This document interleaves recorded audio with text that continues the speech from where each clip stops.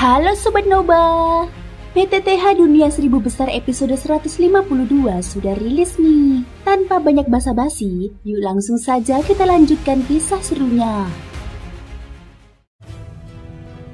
Di episode sebelumnya, Xiaoyan menghadapi makhluk jahat bernama Jenderal Darah Iblis, salah satu ras mengerikan dari dunia luar. Dalam pertempuran sengit itu, Xiaoyan nyaris kewalahan karena kekuatan iblis tersebut setara dengan Dodi bintang 8. Namun berkat simbol pemakan jiwa di tangannya, dia berhasil membalikan keadaan. Saat simbol itu aktif, kesadaran misterius yang disebut penguasa pemakan jiwa mengambil alih tubuh Xiaoyan dan menghancurkan Jenderal Darah Iblis sepenuhnya. Setelah pertempuran berakhir, Xiaoyan menggunakan api surgawinya untuk membersihkan sisa kekuatan jahat di tubuh Cixing, sekaligus diam-diam menanamkan langkah pencegahan di dalamnya. Lebih dari itu, Xiaoyan juga bersiap membantu Cixing memisahkan dua roh perempuan yang hidup dalam tubuhnya. Tawa bergema keras di udara. Suasana di sekitar pavilion yang sunyi mendadak terasa hidup ketika sosok tinggi besar itu menatap pemuda di hadapannya dengan mata yang dipenuhi rasa kagum dan hormat. Saudara muda, jangan hanya satu permintaan saja. Sekalipun engkau memintaku melangkah ke gunung pisau atau lautan api, aku pun tidak akan menolak, ucap Cixing dengan nada bersemangat. Suaranya yang biasanya kasar kini terdengar lembut, seolah berbicara kepada sosok yang dikirim oleh langit itu sendiri.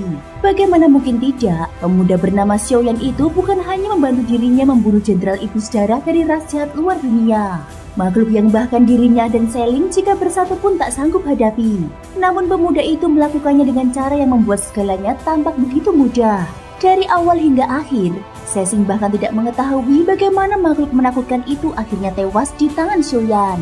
Terlebih lagi, Xiaoyan bahkan menolongnya memisahkan dua wanita dengan asal-usul misterius yang selama ini menyatu dalam dirinya. Itu sungguh menakjubkan. Meski telah hidup selama ratusan tahun, hati Cixing tetap bergetar oleh rasa syukur dan keharuan yang sulit dia bendung. Tenangkan dirimu, ucap Xiaoyan sambil menghela nafas kecil. Baik saudara muda, adakah sesuatu yang perlu aku bantu? Tanya Cixing dengan hormat. Xiaoyan berpikir sejenak sebelum menjawab. Jangan terburu-buru, mari kita selesaikan dahulu urusan memisahkan mereka. Baru kita bicarakan hal ini. Cixing hampir melonjak kegirangan mendengarnya. Dia telah lama menantikan saat itu. Begitu kedua jiwa wanita itu dipisahkan dari tubuhnya, dua kepala lain milik tiga kepala ular air miliknya akan dapat dia bangunkan kembali dan memberinya kecerdasan baru. Perbedaan antara ular berkepala tiga dengan satu kesadaran dan ular berkepala tiga dengan tiga kesadaran adalah jurang yang amat dalam. Layaknya perbedaan antara manusia biasa dan mereka yang telah memiliki api suci. Meski kehadiran Seling dan Seiyu banyak membantunya, namun tiada yang dapat menandingi kecerdasan sejati miliknya sendiri. Mulailah, ucap Cixing tidak sabar. Baik, jawab Xiaoyan. Apa yang harus aku lakukan? Tanya Cixing lagi. Tunjukkan wujud aslimu sebagai tiga kepala ular air. Selebihnya biar aku yang menangani, ucap Xiaoyan. Desis panjang terdengar. Tubuh manusia Cixing perlahan berubah. Sisiknya menjalar dan dalam sekejap wujud raksasa tiga kepala ular air muncul. Tingginya sekitar 2 meter. Dengan sisik berkilauan 3 warna yang memantulkan cahaya aneh. Ketika ekornya menjejak tanah, kepalanya menjulang lebih tinggi dari Xiaoyan. Kepala ular di tengah membuka mulutnya perlahan. Saudara muda, apakah bentuk ini sudah cukup? Kini, Cixing sudah memisahkan dirinya dari Seling dan Seiyu, dua roh yang sempat menguasai kepala samping tubuhnya. Kedua kepala lainnya kini tampak redup, seolah kehilangan kehidupan. Dahulu, ketika ia menelan darah esensi tiga kepala ular air, seharusnya dia bisa membangunkan dua kepala tambahan itu sepenuhnya. Namun akibat pengaruh kekuatan jahat dari Jenderal Iblis Darah, dia terpaksa membiarkan Seling dan Seiyu menempati dua kepala tersebut. Kini, hanya kepala tengah yang masih memiliki kehidupan, sementara dua kepala lain tampak suram dan hampa, seolah kehilangan semua tanda vitalitas. Xiaoyan kemudian mengangkat jarinya mengarah pada dua kepala yang meredup itu. Dan seketika, kekuatan jiwa yang luar biasa membanjir keluar, memasuki tubuh ular tersebut. Cahaya aneh pun berpendar dari dua kepala yang sebelumnya gelap, berdenyut seolah terbangun dari tidur panjang. Sepertinya cara ini memang berhasil, gumam Xiaoyan. Dia teringat ucapan gurunya. Makhluk langka seperti tiga kepala ular air memiliki hubungan erat antara tubuh dan jiwa. Jika hendak memisahkan kekuatan yang tertanam di dalamnya, kekuatan jiwa adalah kunci utama. Namun, cara persisnya tidak pernah dijelaskan, dan kini ia hanya bisa mencoba dengan nalurinya sendiri. Suara Longyi tiba-tiba terdengar dalam benak Xiaoyan. Gunakan kekuatan jiwamu untuk menyelimuti mereka. Kekuatan jahat dalam tubuhnya telah dihapus olehmu. Maka perlawanan mereka sudah bisa diabaikan. Dua kepala itu sudah kosong. Engkau hanya perlu menghapus sisa jejak dari kedua roh perempuan itu. Setelah itu, apakah akan lahir kesadaran baru atau tidak? Semua tergantung pada keberuntungan makhluk ini. Xiaoyan menjawab singkat. Baik, ia menambah tekanan kekuatan jiwanya. Menyelimuti dua kepala itu sepenuhnya hingga terasa jenuh. Kilatan cahaya menyelimuti seluruh tubuh sang ular, dan suara ledakan jiwa bergema di udara. Cixin merasakan guncangan hebat di dalam pikirannya. Dalam sekejap, kendali atas dua kepala lain kembali padanya. Rasa itu membuatnya nyaris tak percaya. Dia benar-benar telah memulihkan wujud penuh tiga kepala ular air. Adapun kesadaran baru bagi kedua kepala tersebut, dia yakin mampu menumbuhkannya melalui latihan. Bagaimanapun, di antara tiga kepala itu, dia adalah yang utama. Sementara itu di sisi lain, Seling menatap kosong ke arah tubuh ular itu. Dia bergumam, betapa kuatnya kekuatan jiwa orang ini. Aku bahkan bisa merasakan sesuatu yang telah lama kulupakan. Bibirnya sedikit bergerak, tanda keterkejutannya ketika ikatan antara dirinya dan tiga kepala ular air terputus sepenuhnya. Sudah selesai, ucap Xiaoyan sambil menarik kembali kekuatannya. Cixin melangkah mendekat, matanya memerah karena haru. Saudara muda, budi ini terlalu besar untuk diucapkan dengan kata-kata. Ucapnya sembari menggenggam tangan Xiaoyan erat-erat. Xiaoyan hanya menghela nafas pendek dalam hati. Orang tua ini, di usia seperti ini masih saja terlalu berlebihan. Namun dia tetap menanggapi dengan tenang. Tidak perlu berterima kasih berlebihan. Aku hanya menepati janjiku pada senior. Syukurlah semuanya berjalan lancar. Suara lembut itu bergema di dalam pavilion yang kini kembali sunyi. Melihat Cixin yang larut dalam kegembiraannya, Xiaoyan berdehem pelan. Sekarang, penghalang itu sebaiknya kau lepaskan. Cixin terkejut lalu tertawa malu. Benar-benar, aku sampai lupa. Dia mengangkat tangannya dan dalam sekejap lapisan penghalang di sekitar mereka pun menghilang. Setelah suasana kembali tenang, Cixin menatap Xiaoyan dengan rasa ingin tahu yang mendalam. Bolehkah aku tahu nama saudara muda ini? Dalam hatinya dia yakin pemuda sehebat ini pasti bukan orang biasa. Xiaoyan, jawabnya singkat tanpa niat menyembunyikan apapun. Di tempat terpencil seperti pegunungan gurun ini, tidak ada alasan untuk berpura-pura. Nama yang gagah, gumam Cixin sambil menggeleng kecil. Meski jelas belum pernah mendengar nama itu sebelumnya, Xiaoyan kemudian menatapnya dengan serius. Sekarang, senior, sudah saatnya kita menyelesaikan perjanjian di antara kita, bukan? Cixin mengangguk cepat, masih terbawa rasa hormat. Tentu. Ia lalu menoleh dan memanggil dengan suara dalam. Ling, kemarilah. Kening Xiaoyan berkerut, dia memandang dengan waspada. Firasatnya berbisik ada sesuatu yang disembunyikan di balik tindakan itu. Senior, apa maksudnya ini? Tanyanya. Cixin tertawa kecil. Jangan khawatir saudara Xiaoyan, aku tidak berniat mengingkari janji. Namun, sebelum menuju kediaman yang kumaksud, ada satu hal yang harus dilakukan terlebih dahulu. Tatapan matanya perlahan beralih ke arah dua saudari misterius, Seling dan Seiyu. Masalah apa itu? Tanya Xiaoyan dengan nada datar, tetapi jelas ada ketidakpuasan di dalam suaranya. Cixin sedikit tertegun. Dia tahu suasana mulai memanas, maka dia segera menjawab. Masalah ini, sebaiknya saudara muda Xiaoyan menanyakan padanya. Ucap Cixin sambil menoleh ke arah sosok yang perlahan berjalan di atas permukaan danau. Langkah lembut terdengar di atas air. Seling melangkah tanpa menimbulkan riak sedikit pun, seolah dirinya menyatu dengan air itu sendiri. Dia berhenti di sisi pavilion dan menundukkan kepala dengan lembut. Biar aku yang menjelaskan. Selama ini aku telah menimbulkan banyak kesulitan bagi kakak Cixin. Lebih baik biarkan dia beristirahat dengan tenang.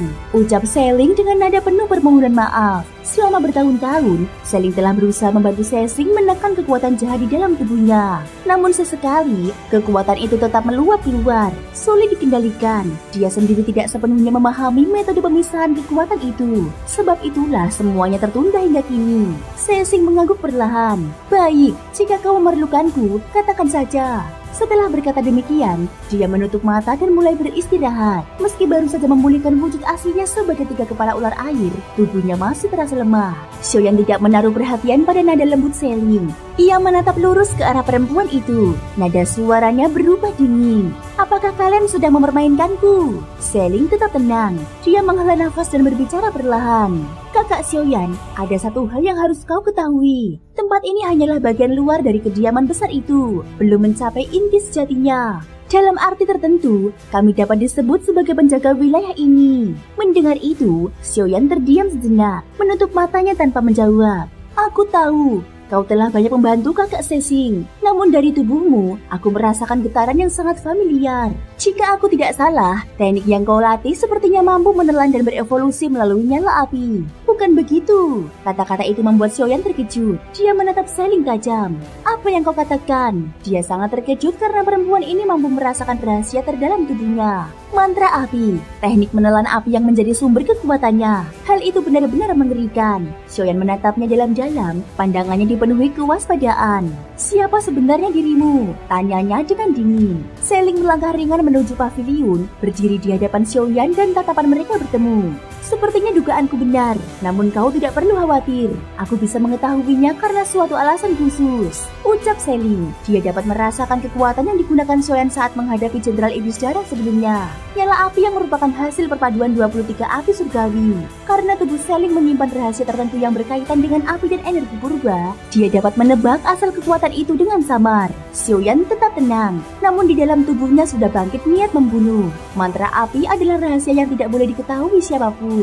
Katakan tujuanmu, ucap Xiaoyan. Selling memandangnya dengan serius. Bawalah aku keluar dari sini. Sebagai gantinya, aku akan menuntunmu menuju kediaman itu dan mempertemukanmu dengan api yang tersembunyi di dalamnya. Xiaoyan mengernyitkan alis. Kediaman api itu, api apa yang kau maksud? Selling menatap jauh ke arah pusat danau sebelum menjawab. Benar, di kedalaman tempat ini, aku dapat merasakan keberadaan satu nyala api yang jauh lebih kuat daripada api yang kau miliki. Mata Xiaoyan menyempit tajam. Dalam pikirannya, hanya satu kemungkinan yang muncul, api suci. Sejak tiba di benua Dodi, dia telah mencari api suci tanpa hasil. Dia pernah mendengar bahwa istana bawah tanah Kekaisaran Suwaling mungkin menyimpan seberkas api suci. Namun tempat itu dijaga ketat. Bahkan kekuatan Xiaoyan saat ini pun belum mampu menembusnya. Namun, jika kata-kata Selling benar, maka peluang itu tidak boleh dilewatkan. Setelah hening sejenak, Xiaoyan menatapnya kembali. Alasan apa yang membuatku harus mempercayaimu? Selling menjawab tanpa ragu.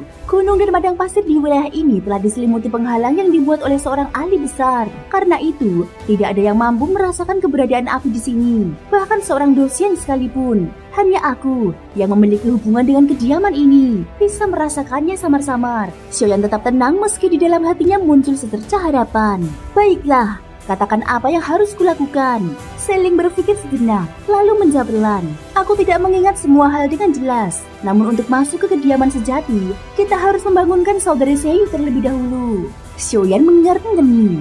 Tubuhnya tidak memiliki tanda kehidupan. Dia seperti hidup dalam kematian, dan sepertinya sudah berlangsung sangat lama. Bagaimana mungkin dia bisa disadarkan kembali? Selling menundukkan kepala dan menjawab dengan jujur. Aku tidak tahu. Xiaoyan menatapnya tajam. Kemarahan hampir meledak. Dasar. Namun sebelum dia melanjutkan kata-katanya, Cixing yang sebelumnya diam, tiba-tiba membuka mata dan berbicara dengan tenang. Xiaoyan, jangan buru-buru marah. Aku memiliki caranya sendiri. Xiaoyan segera menatapnya. Apa cara itu? Cixing berdiri, menatap dalam ke arah danau di hadapan mereka. Suaranya menjadi dalam dan berat. Cara itu ada di dasar danau ini. Xiaoyan menyipitkan mata. Namun aku tidak merasakan kekuatan apapun di sana, selain aura aneh yang menghalangi kekuatan jiwaku. Cixing mengangguk perlahan. Di bawah danau ini, selain darah dari 3 kepala ular air, ada sesuatu yang lain. Aku yakin benda itu adalah kunci untuk membangunkan Seiyu. Xiaoyan bertanya dengan curiga. Kalau begitu, mengapa kau tidak mengambilnya sendiri? Cixing tersenyum pahit. Aku sudah mencoba, namun benda itu terlalu misterius. Bahkan aku tidak memiliki kualifikasi untuk masuk ke dalamnya, apalagi mengambilnya. Xiaoyan terdiam sejenak, kemudian berbicara datar. Bagaimana kau bisa yakin bahwa benda itu adalah kuncinya? Selling ikut menambahkan dengan nada tenang. Benda itu sangat aneh, mungkin peninggalan dari pemilik kediaman ini. Cixing menatap Xiaoyan, lalu berbicara. Apa kau berani turun bersamaku untuk melihatnya sendiri? Xiaoyan mengangkat kepalanya sedikit dan berkata dengan dingin. Baiklah, aku ingin tahu apa sebenarnya yang tersembunyi di bawah sini. Ketiganya pun melangkah maju, menyelam ke dalam kedalaman danau yang gelap tanpa riak. Namun pada saat yang sama, di puncak tertinggi pegunungan tandus, suara menggelegar tiba-tiba terdengar. Jenderal Iblis Darah menghilang. Suara itu bergemuruh laksana petir yang membelah langit, mengguncang seluruh kawasan padang pasir. Di bawah telapak batu raksasa berbentuk tangan yang menutupi langit, sosok berwarna ungu keemasan perlahan muncul. Suaranya bergema dengan keangkeran yang menekan jiwa. Siapapun yang berani menyentuh kaum iblis luar domain akan mati. Senyum menyeringai tampak di wajah sosok itu, sebelum pandangannya beralih pada tahta batu yang menjulang di sampingnya. Di atas tahta itu, samar terlihat sesuatu yang menyembunyikan kekuatan luar biasa. Aura yang begitu agung dan menindas, seolah berasal dari penguasa langit dan bumi. Suara percikan air bergema ketika 4 sosok sekaligus menyelam ke dalam danau yang berkilau redup. Tubuh mereka masing-masing diselimuti oleh lapisan cahaya doki yang memancar lembut, menjadi perisai pelindung dari air danau yang tampak aneh serta bertekanan kuat. Tekanan dari air itu begitu luar biasa, membuat seluruh tubuh mereka terasa berat seolah dibebani oleh gunung. Sambil berenang di samping Xiaoyan, suara Cixin terdengar. Danau ini entah mengapa memiliki daya tekan 5 kali lipat dari biasanya. Dengan kekuatanku saat ini, aku hanya mampu turun hingga kedalaman 500 meter. Lebih dari itu, meskipun mungkin terdapat sesuatu yang berharga, aku tidak berani melangkah lebih jauh. Bahayanya terlalu besar. Mendengar itu, Xiaoyan terdiam sejenak. Jika bahkan Cixin seorang ahli setingkat dodi bintang 8 puncak hanya mampu bertahan hingga titik itu, maka jelas tempat ini bukanlah wilayah biasa. Baru saja tubuhnya sepenuhnya tenggelam, tekanan dahsyat seketika menghantam tubuhnya, membuat Xiaoyan sedikit tersentak. Air ini benar-benar menakutkan, pikirnya dalam hati. Meskipun belum sempat membuatnya kesulitan, sensasi yang dirasakannya sangat aneh. Api surgawi di dalam tubuhnya justru menunjukkan reaksi yang tidak biasa, seolah merasakan kenyamanan yang lembut dan mengalir ke seluruh tubuhnya. Xiaoyan bergumam, apa sebenarnya yang tersembunyi di bawah sini? Senyum tipis yang syarat makna terukir di sudut mulutnya. Dia tahu bahwa sesuatu yang mampu bertahan dalam tekanan sekuat ini pasti memiliki nilai yang tak ternilai. Dari belakangnya, cahaya merah menyala dari penguasa Suan, disertai suara milik Long Yi. Bocah, gelombang energi di bawah sini sepertinya bukan berasal dari api. Xiaoyan mengangguk perlahan. Dia yang menguasai teknik pemurnian mantra api sangat peka terhadap semua bentuk energi api. Ya, aku juga merasakannya. Ini bukan kekuatan api, namun apapun itu, sesuatu di bawah sana jelas tidak biasa. Xiaoyan memperhatikan sekeliling dengan seksama, tidak menyadari bahwa di dalam cincin penyimpanannya, sebuah benda mulai memancarkan cahaya samar yang identik dengan sinar yang perlahan muncul dari tubuh lemah Xiaoyu di kejauhan. Ketika Xiaoyan tengah meneliti air di sekitarnya, tubuh Cixin tiba-tiba berubah. Dalam sekejap, sosok manusia itu menjelma menjadi ular air roh berkepala 3, makhluk raksasa dengan tubuh berkilauan kebiruan yang panjangnya mencapai puluhan meter. Naiklah Xiaoyan, tubuh asliku dapat membantumu menahan sebagian besar tekanan di sini, ucap Cixin. Xiaoyan menatap makhluk raksasa itu dengan tatapan penuh kekaguman. Besar sekali, tampaknya danau ini menyimpan lebih banyak rahasia daripada yang terlihat. Dia segera melangkah naik ke punggung sang ular air. Di sisi lain, Seling dengan lembut mengangkat tubuh Xiaoyu, menempatkannya dengan hati-hati di atas tubuh Cixin, lalu memandang ke arah kedalaman danau tanpa sepatah kata. Suara Cixin kembali terdengar. Xiaoyan, danau ini bukan sekedar danau. Pavilion di atasnya hanyalah tempat ujian bagi mereka yang ingin masuk di wilayah di bawah sini. Sebenarnya, jika bukan karena kamu telah menolongku, mungkin aku sudah menelanmu untuk menambah kekuatanku melawan suku jahat dari luar wilayah. Xiaoyan tersenyum tipis dan menatap kedalaman air yang suram. Aku bisa merasakannya. Tanpa keberadaanmu, bahkan seorang dodi bintang 7 pun mungkin tidak akan mampu menembus tekanan dan batas kekuatan di sini. Apalagi masuk lebih dalam ke pegunungan gurun ini. Ucapan itu membuat Cixin tertawa keras. Rupanya kau menyadari juga. Meski hanya seorang dodi bintang 5, kau mampu menghancurkan makhluk dari suku jahat luar wilayah yang kekuatannya setara dengan dodi bintang 8. Kau benar-benar seorang jenius sejati. Namun di balik pujian itu, Xiaoyan hanya mengerutkan kening tipis. Dia tidak mempercayai sanjungan yang datang begitu tiba-tiba. Apa sebenarnya yang direncanakan orang ini? Pikirnya dalam hati. Tak lama kemudian, suara Cixin terdengar kembali. Kali ini lebih tenang namun penuh kehati-hatian. Di bawah sana, sepertinya ada sesuatu. Namun aku tidak akan turun. Kalian saja yang melanjutkan. Xiaoyan menatapnya dengan pandangan curiga. Jika Cixin menolak turun, sementara mereka melanjutkan sendirian, bukankah hal itu bisa berarti jebakan? Seolah memahami pikirannya, Cixin segera berkata, Jangan salah paham, aku tidak turun bukan karena takut, tetapi karena ketika aku mendapatkan darah leluhur ular roh air berkepala 3 dahulu, aku telah sedikit mengguncang sesuatu di dasar danau ini. Jika aku kembali ke sana, keberadaanku akan langsung membangunkannya. Jadi, demi keselamatan semua, lebih baik aku menunggu di sini. Suara Long Yi kemudian bergema dalam pikiran Xiaoyan. Dia tidak berbohong. Aku juga merasakan fluktuasi kekuatan yang semakin jelas dari bawah sana. Mendengar itu, Xiaoyan mengangguk kecil. Baiklah. Tapi Sesing, kau baru saja pulih dari luka parah. Kekuatanmu pasti belum sepenuhnya kembali bukan? Belum sempat Sesing menjawab, matanya tiba-tiba menyipit tajam. Tatapan ketiga pasang matanya memantulkan pancaran panas yang luar biasa. Jangan bilang kau adalah... Xiaoyan menjawab datar tanpa menoleh. Ya, aku seorang alkemis. Tubuh besar Sesing bergetar hebat. Alkemis? Ternyata begitu. Aku seharusnya sudah menduga. Kini dia benar-benar terkejut. Jika sebelumnya dia sudah kagum karena Xiaoyan mampu membunuh Jenderal Iblis Darah hanya dengan kekuatan 5 bintang Dodi, maka kini dia benar-benar menyadari betapa luar biasanya sosok di depannya. 2 identitas sekaligus, seorang pejuang dan alkemis tingkat tinggi, cukup untuk membuatnya menaruh rasa hormat mendalam. Dengan suara bergetar, Sesing bertanya, tingkatmu sampai sejauh mana? Xiaoyan menjawab tenang, kurang lebih setara dengan tingkat kaisar 2 bintang. Begitu ucapannya jatuh, kekuatan jiwa yang luar biasa seketika menyebar dari tubuhnya, menekan seisi danau hingga air bergetar perlahan. Sesing memandang dengan mata membelalak, lalu tertawa bahagia. Benar-benar luar biasa. Xiaoyan kemudian menatapnya dan berkata, tidak perlu basa-basi, kau bantu aku menuntaskan perjalanan di pegunungan gurun ini. Jika kita menghadapi musuh kuat, bantu aku menahan mereka. Setelah semuanya selesai, aku akan memberimu 1 pil tingkat kaisar 2 bintang dengan tanganku sendiri. Ucapan itu seketika membuat Sesing tertegun. Suaranya menggelegar kuat hingga mengguncang air di sekeliling mereka. Apa katamu, pil kaisar bintang 2? Itu adalah pil yang menjadi incaran para Dodi terkuat. Khasiatnya mampu memurnikan tubuh dari penyakit tersembunyi dan sisa kekuatan berbahaya.